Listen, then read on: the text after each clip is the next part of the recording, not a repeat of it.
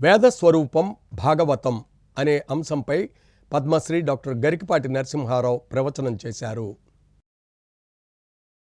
రాజమండ్రి వేదశాస్త్ర పరిషత్ ఆధ్వర్యంలో వార్షిక సభలు జరుగుతున్నాయి. ఇందులో భాగంగా గోదావరి గట్టున గల త్యాగరాజు నారాయణదాస సేవా సమితి ఆడిటోరియంలో ప్రవచనకర్త మహాసహస్రావధాని పద్మశ్రీ గరికపాటి నరసింహారావు ప్రసంగించారు. మహామహోపాధ్యాయ రాష్ట్రపతి పురస్కార గ్రహీత విశ్వనాథ గోపాలకృష్ణ శాస్త్రి స్వాగత వచనాలు పలికారు. ఈ సందర్భంగా గరికపాటి నరసింహారావును సత్కరించారు. వేదస్వరూపం భాగవతం అనే అంశంపై గరికపాటి నరసింహారావు ప్రవచనం చేశారు.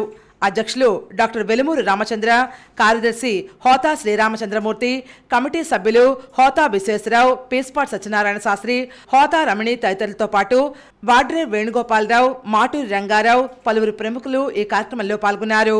Aditya college NSS coordinator GVS Nageswararao సారథ్యంలో ఎన్ఎస్ఎస్ వాలంటీర్లు సేవలు అందించారు.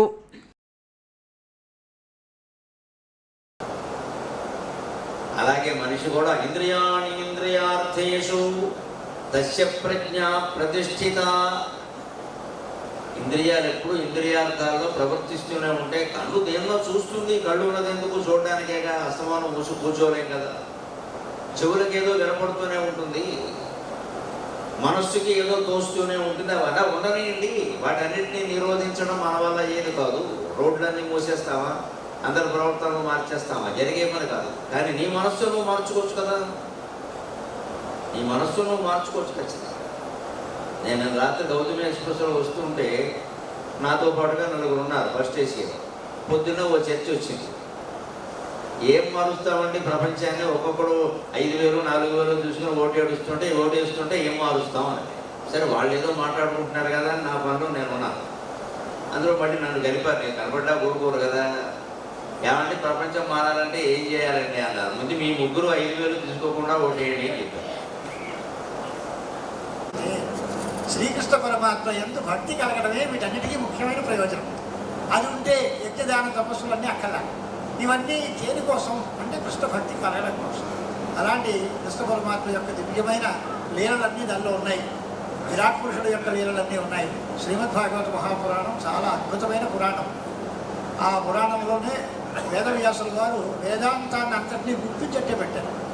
వేదంలో ఉండేటువంటి ప్రవృత్తి ధర్మం, నివృత్తి ధర్మం వాటన్నిటినీ కూడా ఎక్కడెక్కడ ఎంతంత పాలలో తగు మోతాదులో మనకి అందించారు భారత పురాణంలో.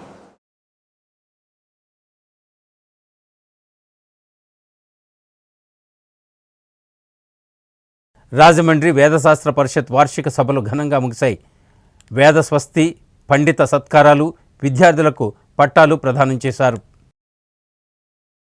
రాజమండ్రి వేదశాస్త్ర పరిషత్ ఆధ్వర్యాన వార్షిక సభల చివరి రోజు గోదావరి గట్టున గల త్యాగరాజ నారాయణదాస సేవా సమితి ఆడిటోరియంలో పండిత సభ నిర్వహించారు. వేద పండితులు వేదస్వస్తి చెప్పారు.